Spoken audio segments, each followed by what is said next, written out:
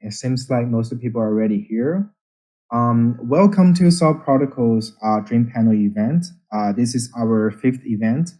For those who are participating in this event for the first time, Dream Panel event is organized with 2 to 3 guest speakers on every Tuesday at 1 p.m. UTC. Last week that we picked a topic about GameFi in blockchain sphere, and we see a great interest in this topic. That's why we would like to continue this discussion with 2 other projects today. So welcome Jacob and welcome Chris to join our dream panel. And today Grace will be the moderator slash co-host for our event. And thank you for joining, everybody. So I would like to start today's call a little bit different than what we do normally. Can you guys still hear me? Yep, we can hear you. Okay, super. Yeah, I would like to start the call today a little bit differently. I want to start by asking a question. The reason that I want to do this because I remember last year I was attending a blockchain conference, and there are some people who are experienced in AI. And we had this business dinner, and they said actually most of the people they know the term, but they don't know the real the definition of AI in crypto. So I would like to ask you guys.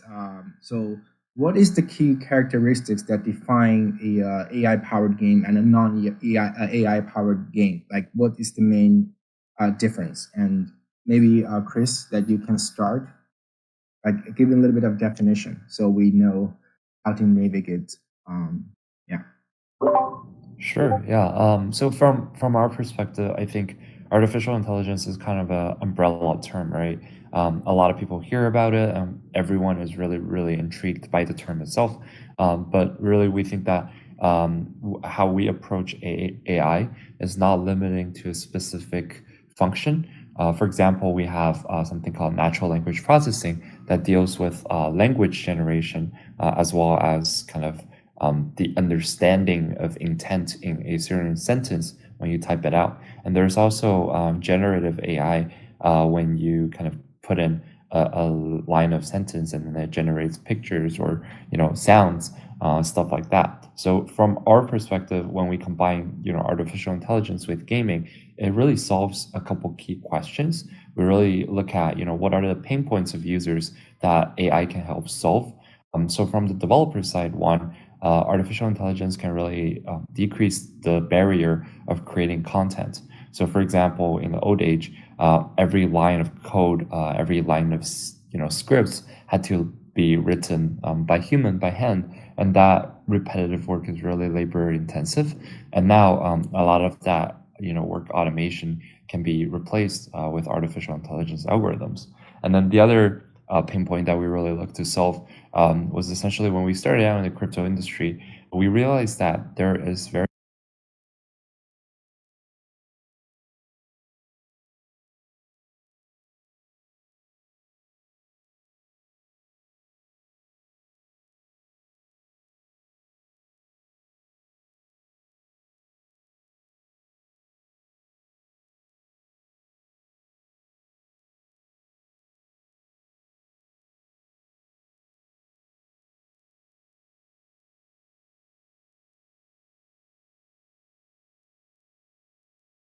and have to match up against each other. So that was also one of the reasons why we wanted to work on artificial intelligence, is to solve these pain points like co-starting, matching. And then another one, for example, is anti-cheat. Within the crypto gaming industry, anti-cheat is also one of the biggest difficulties for any security systems. So that's also one of the ways where our artificial intelligence can really predict the different behavior patterns of users, and by actually allocating resources to predict which users are real human beings and the other ones might be just bots. Projects as well as users can actually have a better gaming experience. So those are just some of the clusters that we work on. to solve these pain points. So it really doesn't matter what type of algorithm we're using at the back end. The end effect is always to make a game more fun and really to make the user experience better. So that's what we think about, over and over again. Okay, thanks for the answer. And Jacob, what is your take on this? Um, wow, I think Chris blew away that answer. I echo so many of his thoughts, and really, with Fitter, I think, and AI within the game, it takes the player beyond the screen, and allows us. It takes the game into the real world instead of just sitting at your computer on your phone playing the game. The AI can sense what's going on around the actual player, and in our case, creating a fitness metaverse where the system you're not just looking at the system, but the system is also looking at you and allows the system to understand what you're doing and are you doing the exercises that we're asking you to do or that you're choosing to do within the game. And it takes gaming to just the next step. So Okay, cool, cool. So from what I understand, like the AI powered game, that will involve a lot of like learning, right? yeah, so there is the learning aspect. So a lot of the games that we have within it are basically our fitness games. So the AI can learn. It understands if we ask you to do a jumping jack, then the Right. system learns what a jumping jack is, and through millions of repetitions of many people, many sizes and shapes doing jumping jacks, it recognizes that you're doing an accurate jumping jack, and the AI can learn and help you to do it correctly. You don't necessarily need a trainer to show you what you're doing. If the system can recognize what you're doing and provide feedback, that's a game changer. Okay, okay, thanks. Thank you, Jacob. Thank you, Chris, for the answer. I hope the guest answers give you some sort of idea. What is the how does like the AI powered games look like? Let's go to the move to the main part. Yeah. We will first let Chris, the CEO of Mirror World, to start introducing his project. Yeah, Chris, could you give us a brief introduction of your project and your team?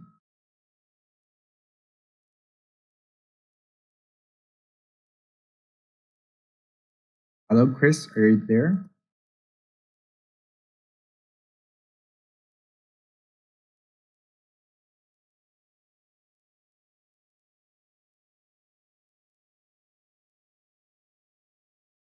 I think Chris just dropped there for a sec. And Jacob, you can still hear me, right? I can. I mean, maybe let me start with you. Jacob is the VP of Feed Art. And Jacob, could you briefly introduce your project and give us a little bit insight about why you built this game and what's the interesting part of Feed Art? Please go ahead. Sure. Again, my name is Jacob Green, and I'm a VP at Fitter, and I'm located in our global headquarters in Los Angeles, California. And so the correct pronunciation of the app is actually Fitter. So think of it as having an E in there, so Fitter. So when you play the game, you get Fitter. So my team is we're truly a global team. We have members all over the world, and the team assembled by our CEO includes a vast experience in both Web 2 and Web 3, a lot of experience in game development, production of successful online games. And since we're a fitness app, our team also includes expertise in fitness and exercise. We're combining fitness and gaming to make a great product for our users. And again, thanks, Brian, and thanks, Solv Protocol, for having me here today. I look forward to educating the audience a little bit more on Fitter and also learning a little bit more about Mirror World.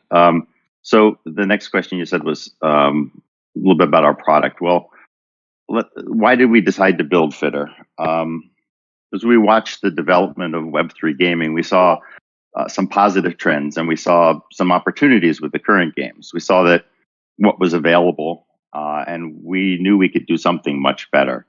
So the first generation we saw of Web3 gaming apps were amazing and created excitement for their users. They launched the first 2-token design and introduced the world to play to earn.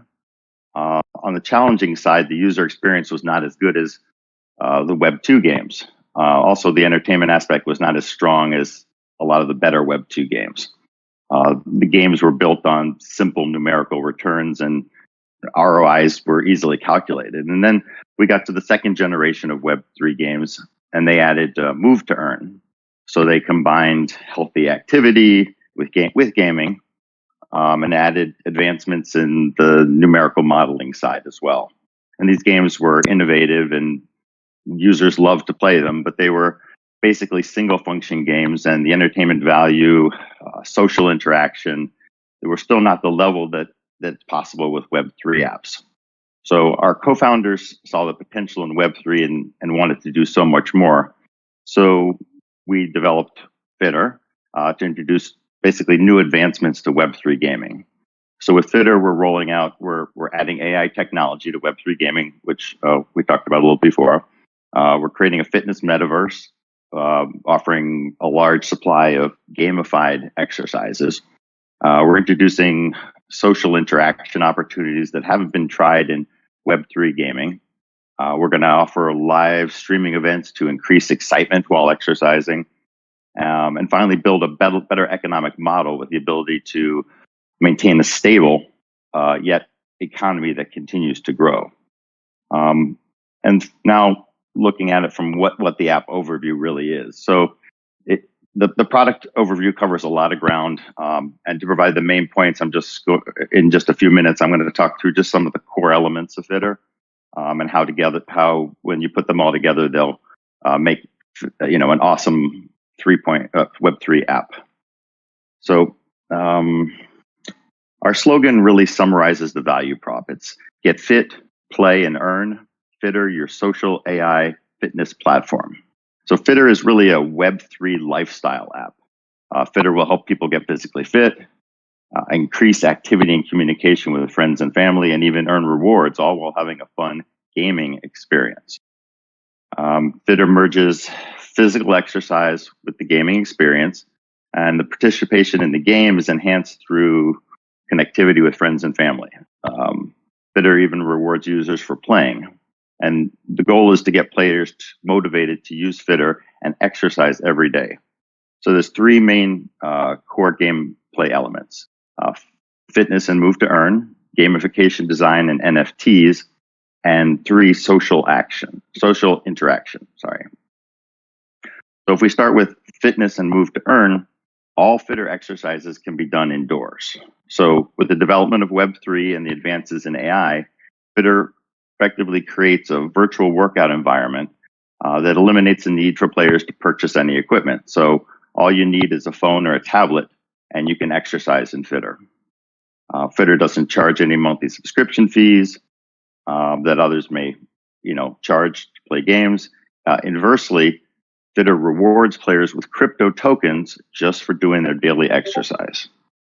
So Fitter's shift from requiring players to pay to play to allowing players to play to earn, we know will inspire Web2 fitness users to give Fitter a try. Similarly, the play to earn design will attract a whole new group of fitness users inspired by the ease of startup, no subscription costs, and the opportunity to earn financial rewards just for exercising. So we're in our alpha phase, and we've launched Jump Rope as our initial workout game. We chose Jump Rope because it's an easy exercise that's performed worldwide, requires little space for players to work out, and it's proven to be very popular. So the game roadmap will expand the offerings to meet the diverse exercise needs of our players, including boxing, yoga, jumping jacks, dance, as well as new versions of popular games like Fruit Ninja, for example. So the second core element is gamification and NFTs. So some of our predecessors, like Nintendo's Ring Fit Adventure, has been real successful at growing the market for exercise gamification. So by making exercise a game, they've helped users overcome the challenge of daily exercising, and they've kept users motivated throughout the workout and helped them to build healthy habits. So to capitalize on this success, all of the exercise routines in Fitter are designed to create the experience of playing games. So the game elements will allow players to pursue their own goals, develop unique strategies for success, while providing music, visual effects, and other gaming sensations. So in a way to enrich the gameplay, we've introduced NFTs and an NFT cultivation system. So Fitter basically introduces two types of NFTs. For our initial beta test, which we'll be launching at the end of this month, we'll start with equipment NFTs, specifically a jump rope. And when we start the beta test phase 2, we'll introduce avatar NFTs. So players can purchase an avatar NFT and acquire and use equipment NFTs that correspond to the specific exercise they're performing, like a set of boxing gloves, a yoga mat, or in our initial case, a jump rope. So Fitter will incorporate the user's avatar and equipment NFTs into the workouts and the result summaries, adding a high level of personalization to the exercise. And this will help motivate players to complete and then share their workouts socially. NFTs displayed on leaderboards and throughout social media will help players build a strong sense of inclusion in the Fitter community and help strengthen support from friends and families. And then Fitter also has a cultivation system within the game, which allows players to create and execute strategies to develop their NFTs and make them more unique or more powerful or more valuable. And as these NFTs develop, the game provides greater rewards for players' daily exercise. So we designed multiple NFT cultivation paths for players to choose from, and based on their own strategies. And we strongly believe that this richness in game strategy options will promote social discussion and encourage strategy sharing among players. And the third and very important core element of Fitter is social interaction. Fitter truly introduces a major innovation to Web3 applications, which with Fitter, players can cooperate or compete with friends and family in real time. So players on the screen, players will appear on the screen in a virtual exercise arena, and they can personally excel in the excitement of competition. Fitter can be played in a solo mode where the player exercises alone. Fitter can be played in a cooperative mode where two players exercise together and earn rewards. Or Fitter can be played in a battle or competition mode where players can compete against a friend, a family member, or a random challenger to earn rewards. In both the cooperative and the battle modes, both players can see each other's score in real time. So while you're battling, this allows the players to see where they stand during the workout and allows them to adjust their pace to meet the goals that they've set if it's cooperative, or to beat the opponent before time runs out. Fitter can also be played offline, up to 3 people using one active device with multiple people in the same location. And this is a great way to introduce new friends or a young child that's not old enough to participate in play to earn.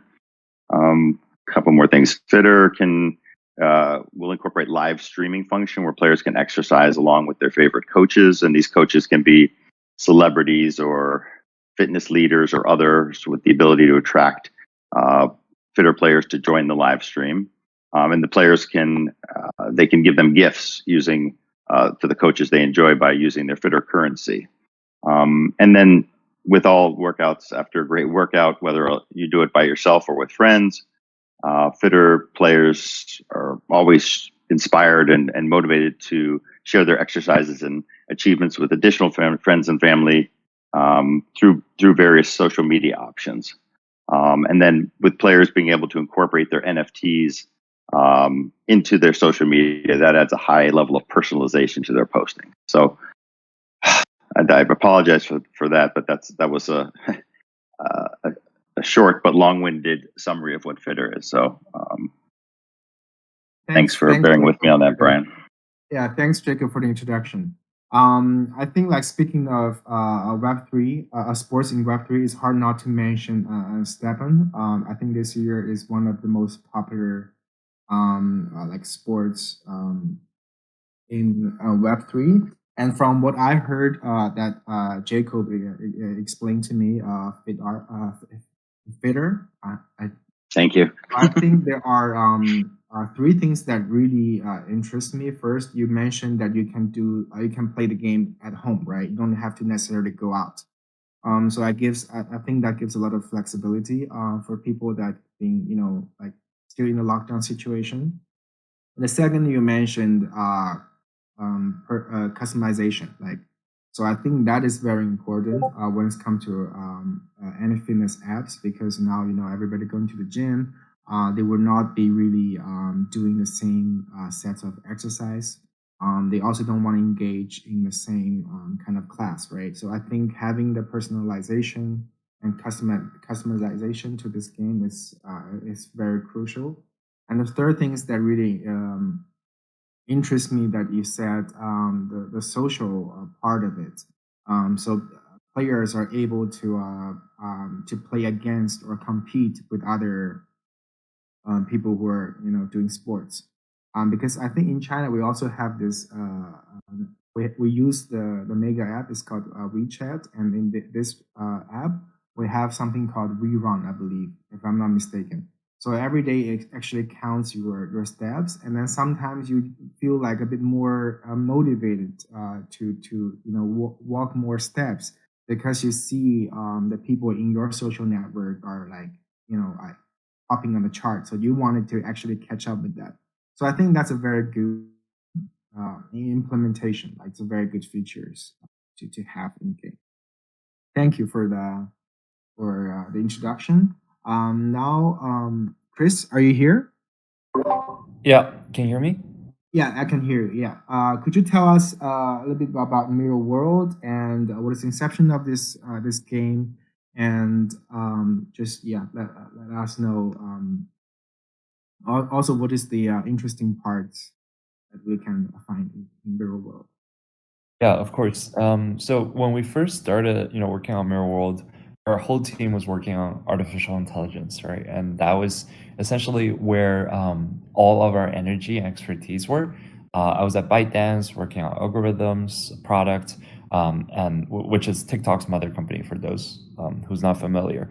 And then our team started looking at, these interactions between users and their digital assets like NFTs, and we realized that people really, really enjoyed owning their digital assets. So, for example, like the people that were buying NFTs back then, they would create homes for them. They would create pods for their NFTs to be hosted in, and it's almost like a virtual exhibition for these like digital life forms. And we started thinking about the combination of artificial intelligence, AI, or intelligence, so to speak, with these NFTs. And we really thought it would be really fun to combine a digital life form with a digital intelligence, right? So it's almost like giving brain to these little assets. And we thought about the social interaction between users and their assets in a way that if it's not just a static JPEG that represented your own personality. So if I have a CryptoPunk, I'm using it as my profile because it almost represents my own personality or identity, right? It's a virtual character of myself. But what if you can have a third party that is independent of yourself in the virtual world? So it's almost like your companion or your digital friend. I don't know if everyone played development games like Club Penguin or like Tencent Pets, like QQ Pets, right? These are little digital pets that would just run around in the virtual space, and you're like really, really fond of it. And you develop a relationship with your pet through either social interaction, gaming, or just kind of communicating with it or feeding it. And that was essentially what we set out to do. We wanted to create a set of asset standards that would allow all of these intelligent NFTs to go into different mini games or different kind of casual games and really develop that relationship with your character, whether through talking to it or leveling it up, or just going to ARPG games, PvP games, or having something like a Pokemon where you're collecting them. So a gaming matrix that would actually satisfy these requirements allowed us to kind of create different types of content and different types of game. So we always say that Mirror World is really trying to create a Web3 version of Nintendo, because when you look at Nintendo or Mario, it's one set of assets. You instantly recognize that the little Italian dude with a red hat is Mario. But you're playing Mario in a racing game, in a soccer game, even in a platforming game. So that asset and the underlying value really stays with the asset across different types of content. And during that development process, artificial intelligence is more like modules or building blocks or Lego blocks to allow us to do that. So we don't want to focus on, saying that there's so much really, really cool artificial intelligence algorithms, even though there are, because users really just care about that gaming experience. And during that development process, we also realized that there are certain limitations to the way gaming is done in crypto right now, which required us to develop new tools. For example, right now, if you're playing a mobile game like Theta Arena or Axie Infinity, just throwing these names out there, when you're logging in, it's really hard.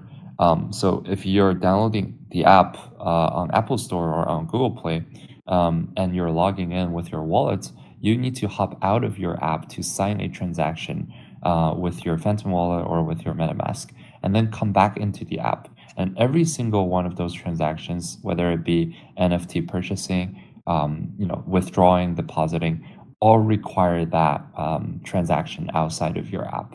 So we wanted to solve that issue first, where you can just have a seamless experience, log in with your Discord or your Telegram or just your Google Drive. And then after you log in, we will generate a custodial wallet for you directly into the mobile app, and then complete the transaction with our mobile SDK as well. And then if we can solve that, pipeline of a seamless user experience, that's what makes Mirror World really different. Is because we can, utilize Web2 routes to actually do user acquisition, activation, and developers can use our SDKs to develop more markets and more content or games where the assets can be all interoperable. So we say it's a virtual carnival because in a carnival, you can have different vendors set up shop for different types of activities, while your one pass can really allow you to go into play any of those games. And I think, yeah, like the artificial intelligence to lower the barrier of content creation, as well as that mobile SDK layer where we allow for an asset standard to be interoperable and for gaming developers to develop, revenue generating games more easily, is essentially what makes Mirror World really different. And right now in our pipeline, we have 3 games and we're onboarding more and more developers. So if you make games, let us know and we'll offer the tools for you, probably for free. And that's the things that we're working on. Okay, thanks, Chris, for the introduction. Before I ask my questions, I would like to announce the lucky winners of our rewards today. Grace, could you tell us the winners in the rewards channel? Yeah, sure. I'm here.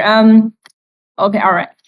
I've just sent the press information to the rewards channel, and for all Dream Panel participants, you can just click on our rewards channel and tap on the flower in the channel to enter this raffle. And this drawing will end in 30 minutes. Thank you, Grace. So, Chris, I want to ask you because I saw that you just completed the sale of Mirror Gen 2 on Binance NFT Launchpad. And could you tell me what's the difference between Gen 1 and Gen 2? Yeah, so Gen 1 just has higher rarity overall from a statistical standpoint. So if they're both, so Gen 1s start out with 3 stars, which gives gives them higher ability power, higher reward ratio, and stuff like that in game. And you also clear the levels a lot faster. However, Gen 2 is also it's also possible for you to get 3 stars and above in Gen 2. It's just that expected value is really low. So Gen 2 is also cheaper on the secondary market because its selling price is only 50 USDT. We wanted to actually create an asset that will allow for more users to join into our community and really experience that entire ecosystem. And then Gen 1 was our OG holders who really stayed with us for a very, very long time. And our Gen 1 assets are priced at probably 3 or 4 times the average price.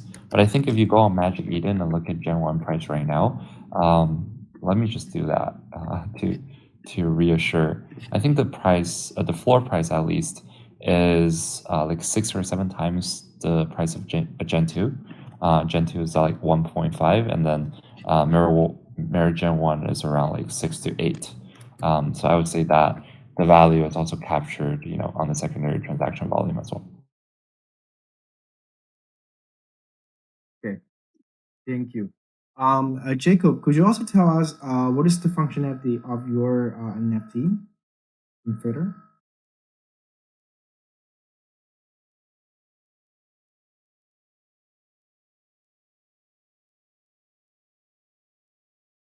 Yeah, I'm sorry. You said what is the function of the NFT in Fitter? Yeah, the rights and the interest that in your NFT.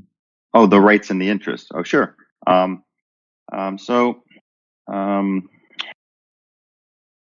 Basically, first, I guess how you get an. Let me start with how you actually get an NFT. So again, we're in our alpha phase right now, and we'll launching our open beta phase at the end of the month. So when the open beta launches at the end of the month, the NFTs will be available for sale in the Fitter market. Players right now are able to get whitelist spots, and I'll mention how to get those later. But players with a whitelist spots in the open beta have the opportunity to buy our Genesis Jump Rope NFT, which is our first rope that we'll be offering. And when avatar NFTs are introduced in Fitter, a player has to own an avatar NFT in order to earn rewards. So in equipment, there's actually 2 types of NFTs. There's avatar NFTs and there's equipment NFTs. Since we're just launching with the equipment to start, those in our alpha test can earn rewards with the jump rope NFT. And when we launch our beta and we offer the Genesis jump ropes, anyone who owns one of those, when the avatar NFTs come out in late August, everyone will get a free airdrop of of avatar NFT. So getting in early with the jump rope is kind of like a buy one get one. So if you buy the Genesis jump rope, you'll get a free avatar NFT when they come out at the end of the month. And then we'll continue to introduce avatar and equipment NFTs over the course of the game over various points in time. So what are the rights of owning these? So basically, by owning an avatar NFT or initially a jump rope NFT, it allows the player to earn crypto rewards by exercising. So you can play the game without an NFT and enjoy Fitter and be involved with the live streaming and compete against friends and family and cooperate with friends and family. You need an NFT to earn crypto for exercising.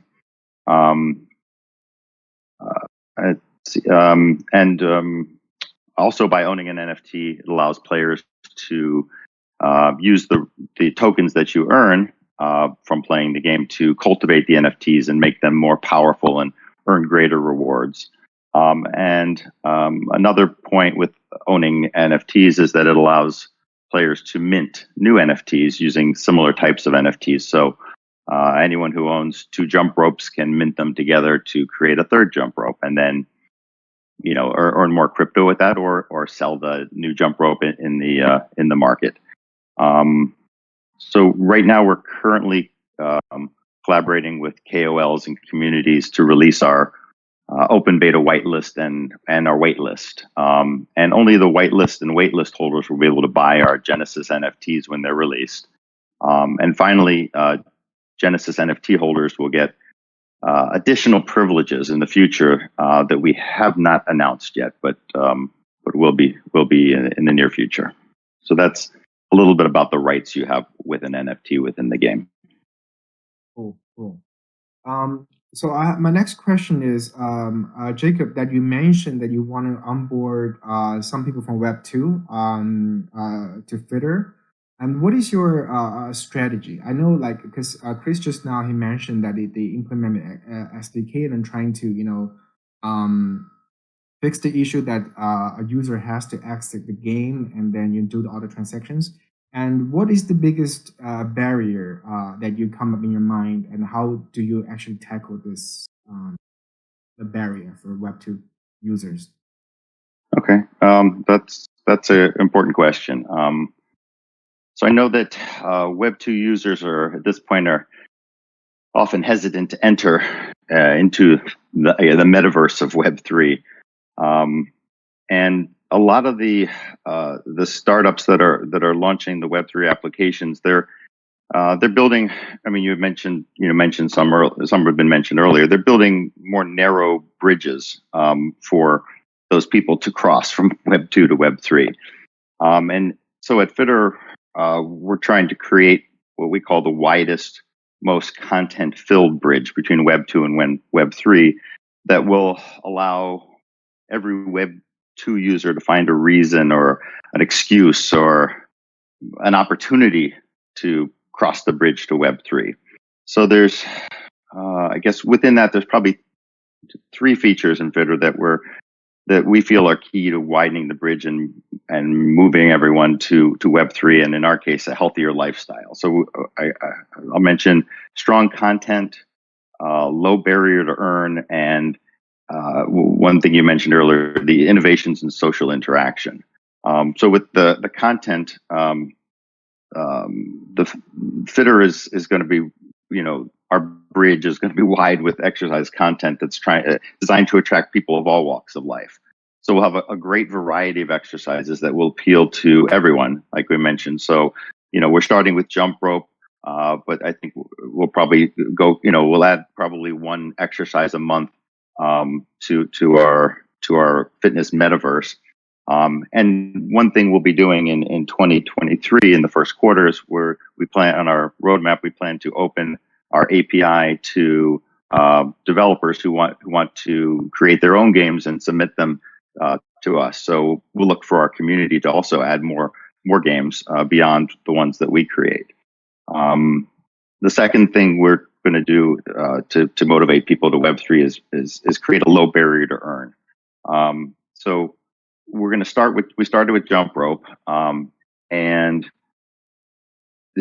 people that just get started, you can just exercise 5 minutes a day.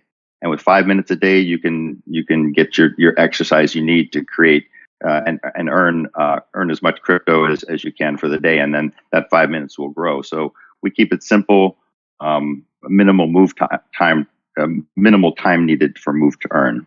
And also our focus on indoor exercises. So that's also a very low barrier to entry.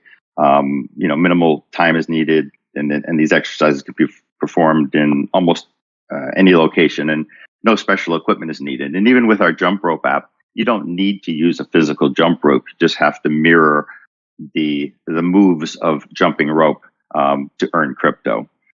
And I guess the last feature I'll mention for transition is the social interaction. Our online real-time interaction mode, where players can exercise together with friends and family to meet goals or to battle each other. I mean, it is truly a game changer with real time. And when you can actually see the opponent's score, you can see their avatar, you can see their score or their PFP, and it motivates you to move. If your friend is exercising with you, you're much more motivated to finish the exercise than go take a break or get something to eat. So those are what we feel are the key points within Fitter to help move those Web 2 users across that Web 3 bridge. Okay, thank you. Sure. So, Jacob, your answer not only answered my first question, also I have another question. about because like most of the users in Web3, they play the game is because of the profit that they can make, right? So by making the game more interesting and have more functionality, of course, is a way to change this kind of vicious cycle, I think. So my question to Chris, what is the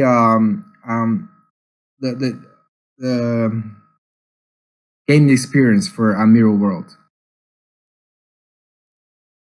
for user when they can you hear me? Yeah, sorry. I Yeah. didn't get the question very clearly. Did you say the user experience for gaming experience? Yes. Yeah, so I think it starts off with two options. One, you want to play the games for free, and the other is essentially you purchase NFT, right? Let's go over those two scenarios. If you want to play the games for free, you have to wait a little bit because we're developing the premium content and the login and everything. But essentially, you'll be able to download a game, experience partially, the gaming content, and then directly start playing the games as soon as you download it. And then when you develop a certain type of skill within the game or reach a certain level, we give you the option of continuing to play the game by purchasing an NFT or an asset within the game. Or you could just play the free version and experience limited content. So it's almost like a DLC or a buyout model in traditional gaming. And then for the second way, where you directly enter the ecosystem with NFT purchases, what we aim to do is essentially give our users the most diverse experience with their NFTs that they purchase. So you can actually purchase one set of NFT and then enter all of the games that we produce within our ecosystems. So, for example, in July, we public beta the first game, and then in August, we'll have the second game out for a PvP arena. And then we focus on different types of gameplay as well. So it's almost like you are purchasing a pass into the ecosystem. And when we're talking about user experience itself, I think it's very important to talk about like the login flow and payment structure. So one, we want our users in Web2 to be able to join the game as well. So we are integrating with different login APIs. So essentially we'll have Discord login, Telegram login. You can use your single sign-on for whatever platform that you prefer. Then after you do finish that, and then you get into the game, when you want to make a purchase, we don't necessarily require you to have crypto. So we're integrating with different payment methods for on-ramp payments, where you can use fiat currency like USD to directly purchase. Let's say you want to purchase the most expensive packs within the game, then you can do that with your Visa card. So we want to be payment agnostic as well. And then the last stage is essentially, where does that transaction happen? For web experiences, the transactions can always happen on a centralized exchange or centralized platform like Magic Eden or OpenSea, because it's just one hop away or one tab away from your game, right? You can just switch to your browser and then complete a transaction with your extension wallet. But within every single mobile game, you want that to be native in app. So you don't want to be hopping off to Amazon to purchase an in-game item. You want to be staying directly within the app. So Supercell allows you to pay for its gaming content directly in App Store. So we also want that to be true, where you can just sign in to your wallet and then directly use your fiat currency to purchase NFTs within that gaming app. And then that's what we allow for the developers to create with the SDKs that we generated. But yeah, so that's the gaming experience. And then from the gaming type, we have the first two games. One is a ARPG vertical mobile game. So you're just controlling your character with one hand, and it has different types of skills, and you're trying to go to the highest level possible. I don't know if you guys played Hades or The Legends of Archery. It's stuff like that. And then the second game we have is a party game, a PvP arena party game where you can push each other off a platform and you're competing to stay on the platform to be the last one standing. And the concept is really easy. It's more bumping into each other and pushing them rather than really aggressive battling system. So those are the first two games that we have, and stay tuned for more. There's tower defense. There's also more casual games coming into the platform. Yeah, that's essentially what it looks like. The second game, the party game you said is going to be launched in August, right? Will this be available on Android and iOS? Yeah, so all games we develop will be on Android and iOS, and then the SDK we provide will both have native capability for apps and also integrate with the Unity SDK. Okay, and the games will be available on all app stores, right? Because I know there are some applications when they launch, they just launch that in a certain geos, and then for other people who are signing a different app store, probably not have access to that. So right now there's no geofencing for us. Depending on the policy, there's obviously different ways that you can download the games.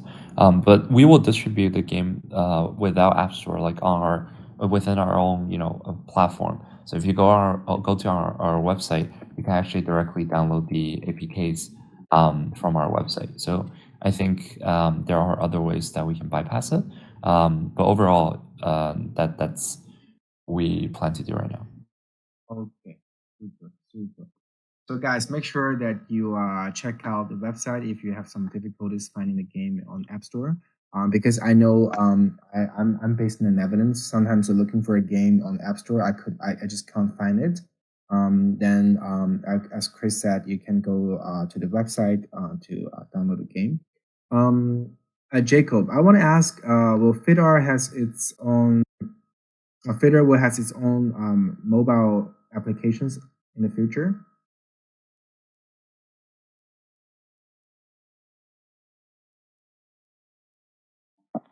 I'm sorry. So mobile. All the apps for Fitter will be mobile.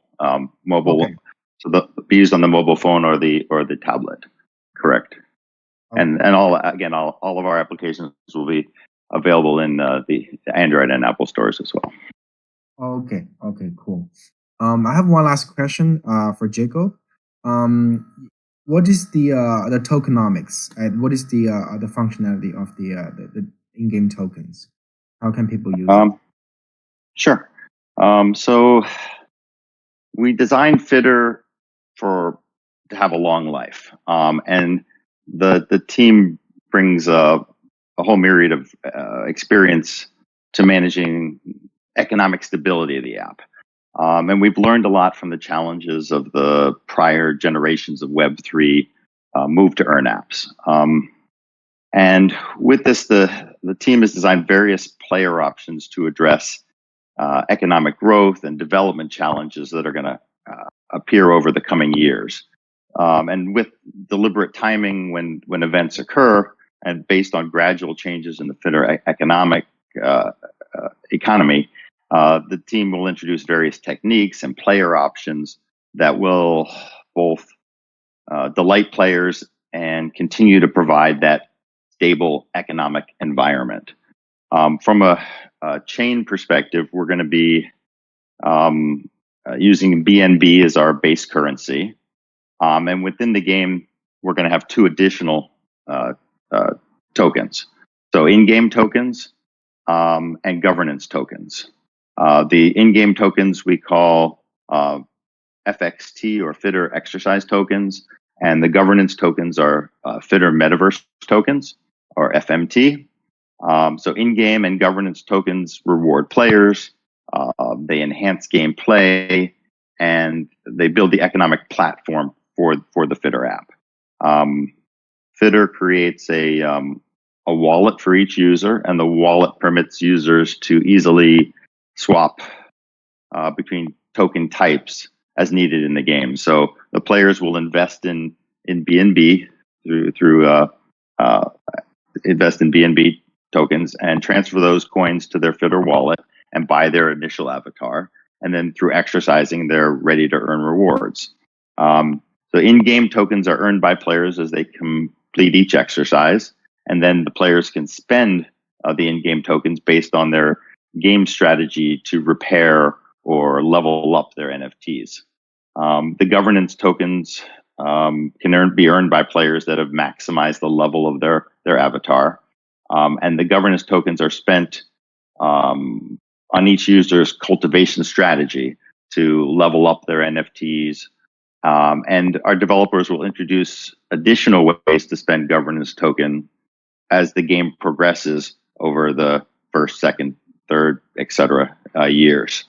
And inherent in the FIDR economic system, there'll be many rules and guidelines to manage the economic environment. And these may include the release timing of governance tokens, randomness of governance tokens earnings and NFT cultivation, and other enticements for players to spend their governance tokens. So those are some of the tokenomics at play. And there's more information on the FIDR white paper, and I encourage everyone to go to FIDR.xyz. The website is still in development, but it is open, and on there you'll find the white paper, and you'll also find the link to our Twitter and Discord pages if you're interested in getting on the whitelist for our open beta, as well as I think for the month of January we're giving away 1 million governance tokens. So definitely follow the links to Discord and Twitter and find those events if you're interested. Super. Thank you, Jacob. Sure. Yeah, thank you, Chris, and thank you, Jacob. That's all my questions for today. And thank you for participating. And guys, like if you want to stay tuned about what's happening with Mirror World and FIDR, please make sure that you go to the Discord and then to see all the updates. And Jacob and Chris, thank you again for joining. And please let us know, Chris, when the second game is launching, and Jacob, when the FIDR is in official testing, let us know, and we will give a shot. And we will do an announcement in our community as well. Thank you, Brian. Yeah, thanks, guys. I was wondering where can we attach the community links, just to share a little bit, or if Grace, you want to share it, that's also fine. Yeah, I can do that for you. All right, thanks, guys. Super. Thank you, guys. Thank you, everybody, for participating. Have a good day. Go on. Bye, guys. Bye.